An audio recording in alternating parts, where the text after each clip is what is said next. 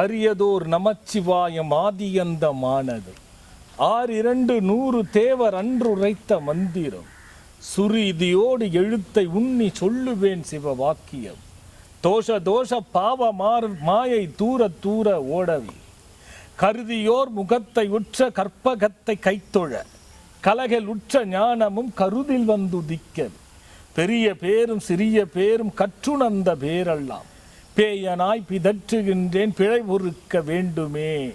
சிவவாக்கியத்தின் வழியா எல்லா வளமும் நலமும் முருகப்பெருமானுடைய பெருங்கருணையால் உங்களுக்கு கிடைக்க வேண்டும். குருவின் அருளும் திருவின் அருளும் ஒன்று பெற்று நல்லவைகள் எல்லாம் நடக்க வேண்டும். சிந்தனை சக்திகளையும் அறிவு பலத்தையும் பலப்படுத்தி கொண்டு வாழ்க்கையில் முன்னேற வேண்டும். பார்ப்போம்.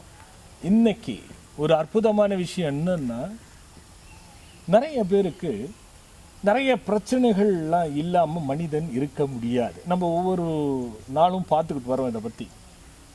இந்த பிரச்சனைகளில் ஒரு தரப்பில் என்ன ஆகுதுன்னா, அம்மா உங்களுக்கு இந்த மாதிரிலாம் பிரச்சனை வருது, ஐயா உங்களுக்கு இந்த மாதிரிலாம் பிரச்சனை வருது, இது குலதெய்வ குத்தம். இந்த குலதெய்வ குற்றத்தினால்தான் இது போன்ற துன்பங்கள் நேருகிறது, இது போன்ற கஷ்டங்கள் ஏற்படுகிறது. நீங்கள் இதை திறனாய்வு செய்து குலதெய்வத்தினுடைய குற்றத்தை தீர்த்து கொள்ளுங்கள் அப்படிங்கிறது ஒரு விஷயம் இருக்கு.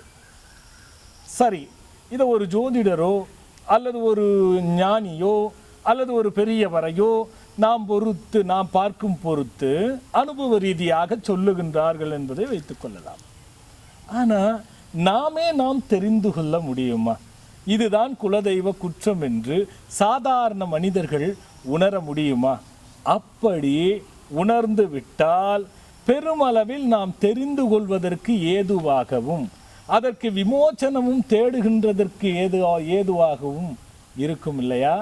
இது நிறைய பேருடைய கேள்வி. எப்படி தெரிந்து கொள்ளலாம்? இதுதான் குலதெய்வ குற்றமா, இப்படி இருந்தால்தான் குலதெய்வ குற்றமா என்று நாமே தெரிந்து கொள்ளுகின்ற அளவிற்கு ஒரு விஷயத்தை பார்க்கணும். இந்த பிள்ளை பேருக்கு பெரும் பங்கு வகிக்கிறது இந்த குலதெய்வ குற்றம்.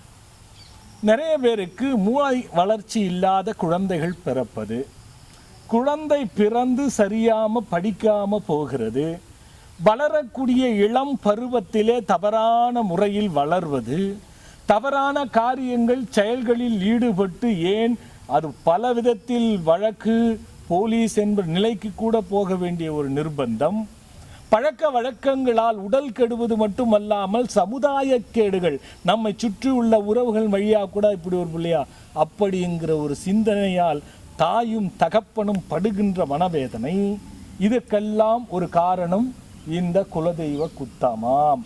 இதுவும் ஒரு காரணம் என்பதை நினைவில் வைத்துக் கொள்ளுங்கள். சரி, இது பிள்ளை பிறப்பிலேயே மூல வளர்ச்சி இல்லாமல் பிறக்கிறது. இது ஒரு பக்கம் இருக்க, பிள்ளைகளே பிறக்காம இருக்கிறது இது ஒரு பக்கம் இருக்க, ஒவ்வொரு விஷயத்திலும் பிள்ளைங்க பாருங்க வளர்ச்சி இல்லாம யோகங்கள் இல்லாம அடிபட்டு போவாங்க. பாருங்க, ஒரு குடும்பத்தில் 3 தங்கை அக்கா ஒரு சகோதரர் இருப்பாங்க, அல்லது 4 சகோதரிகள் இருப்பாங்க, ஒரு சகோதரர் இருப்பார். இந்த 5 பேருமே தன் வாழ்க்கையில் எந்த விதமான சுகங்களையும் அனுபவித்திருக்க மாட்டார்கள். துக்கம் மட்டுமே மிஞ்சும். ஏன்? திருமணம் ஆகாது. ஒருவருக்கும் கஷ்டம் பாருங்க. இது மாதிரி இன்னைக்கு நிறைய இருக்கு. அது இருவருக்கும் உட்பட்டது தான். ஒரே அக்கா தங்கை அண்ணன் தம்பி இருந்தாலும் கூட திருமணம் ஆகலை. அப்படி ஆகினாலும் வாழாம வந்துட்டாங்க. அவருக்கு கல்யாணம் ஆகி மனைவி இல்லை, ஒரே ஒரு குழந்தை, அதை வச்சு அவர் கஷ்டப்படுகின்றார் அப்படி என்று சொல்வார்கள். இது ஒரு பக்கம் இருக்கு. சந்ததி விருத்தி என்பதே இல்லாமல் போகிவிடும். தன் மகன் மகளோ ஒரே பிள்ளையோ இருக்கும், அவர்களுக்கு பிள்ளையே இல்லாமல் போய்விடும். அப்போ வாரிசு இல்லை, அந்த வாரிசுக்கான சந்ததி இல்லை, சந்ததிக்கான வளர்ச்சி இல்லை. இதுதான் முக்கியமாக நீங்கள் குறித்து கொள்ள வேண்டியது. தனக்கு ஒரு மகனோ மகளோ இருந்து அதற்கு வாரிசு இல்லாமல் சந்ததி இல்லாமல் இருக்கின்ற குடும்பங்களுக்கு நிச்சயமாக தன்னுடைய குல தெய்வம், நீங்கள் நல்லா புரிஞ்சுக்கணும், குலம் என்பது ஒவ்வொருடைய பாரம்பரியமாக வரக்கூடிய ரிஷிகள் வழியாக ஏற்படுகின்ற தெய்வ குத்தமா. ஏன்னா வெறும் தெய்வம், குலம் என்றால் குரு, அங்கே ஒரு பொருளாகிறது. என்னன்னா, இப்போ உதாரணத்துக்கு ஒரு இதில் வசிஷ்ட கோத்திரம், விஸ்வாமித்திரர் கோத்திரம், பதஞ்சலி கோத்திரம், சிவ கோத்திரம், ஜம்பு மகாரிஷி கோத்திரம், உட்குல கோத்திரம், இப்படி என்று ஒவ்வொரு ரிஷி பெயர்களை சொல்லுவாங்க. உட்குல மகரிஷி, பாரத்வஜ மகரிஷி, கௌண்டன்ய மகரிஷி, இப்படி என்று இப்படி பலவிதமான பெயர்களை சொல்லி தான் குலதெய்வத்தையே சொல்லுவாங்க. அந்த குலதெய்வம் என்ன ஆகுது? சந்ததி விருத்தி இல்லாமல் போகுது. இன்னொரு தரப்பில், ஐயா என் மகனுக்கு 30 வயது ஆகுது, திருமணம் இன்னும் ஆகலை. ஐயா என் மகனுக்கு 37, 35 வயதாகுது, இன்னும் எனக்கு சரியான வேலை அந்த பையனுக்கு கிடைக்கல.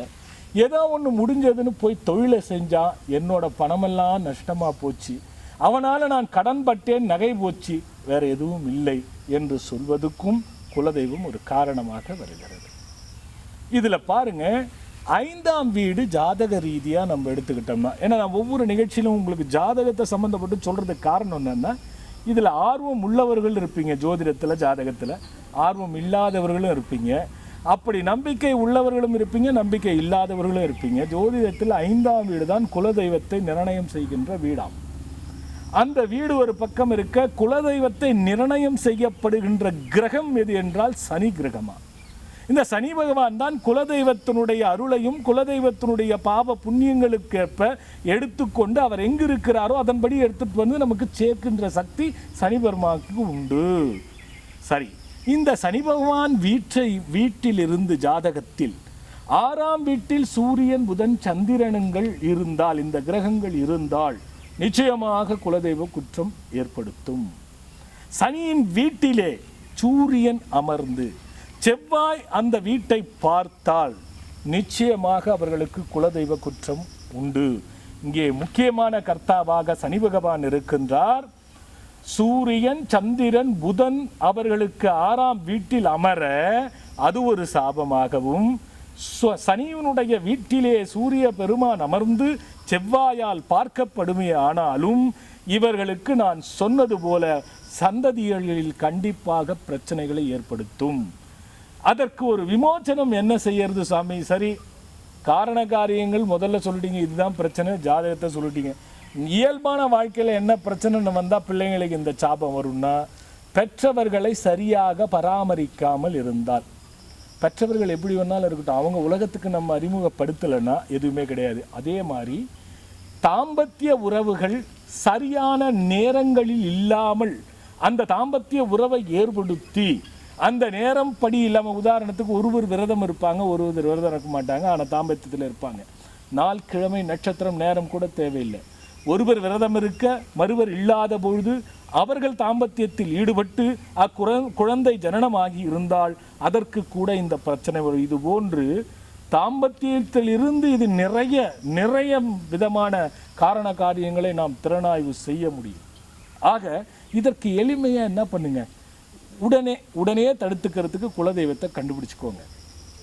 கண்டுபிடிச்சிட்டு ஒரு வெள்ளை துணியிலே வளம்புரிக்காய், இடம்புரிக்காய் என்று நாட்டு மருந்து கடையில் இருக்கும், அதில் வெண்கடுகு என்று ஒன்று கொடுப்பாங்க. அந்த வெண்கடுகும் வாங்கி ஒரு மூட்டை கட்டி அதை உடன் வைத்திருக்கிறது ஒரு பக்கம். வெள்ளிக்கிழமை தோறும் ஒரு சிறிதாக அக்னி குண்டலம் மாதிரி நம்மளே ஒரு 4 செங்கல்லையோ அல்லது வீட்டில் எப்படி இருக்கோ அப்படி வைத்து இதை மூட்டை கட்டி, இதை நான் சொல்வது போல அந்த ஸ்லோகத்தை, இதை ஜபத்தை செய்ய வேண்டும். இந்த ஸ்லோகம் ஓம் பாப நிவாரண குலதேவதா அனுக்கிரகம், ஓம் பாப நிவாரணம் குலதேவதா அனுக்கிரகம், ஓம் பாப நிவாரணம் குலதேவதா அனுக்கிரகம் ஸ்வாஹா என்று அந்த ஒரு 10 மூட்டையை எடுத்து 15 மூட்டையை கட்டி வச்சு இதை சொல்லி அதனுள் போட்டு வணங்கி வந்து வெள்ளை நிறத்தில் பிரசாதம் செய்து உங்கள் கையால் யாருக்காவது தானம் கொடுக்க, இதை பிள்ளைகளும் செய்யலாம், பெற்றவர்களும் செய்யலாம்.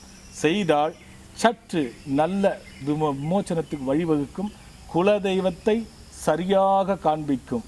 வேறொரு நிகழ்ச்சியில் குலதெய்வத்தை எப்படி கண்டுபிடிப்பது என்பது நிறைய பேருக்கு கேள்விக்குறி இருக்கு. அதை சொல்லுகின்றேன். எல்லா வளமும் நலமும் பெற்று அனைத்திலும் வெற்றி பெற வேண்டும் என்ற ஒரு நல்ல உறுதியை மனதில் வைத்து கொண்டு, இரக்கமான ஒரு நிலையில் இல்லாமலும் இறுக்கமாகவும் இல்லாமலும் வென்று வாழ்க. வணக்கம்.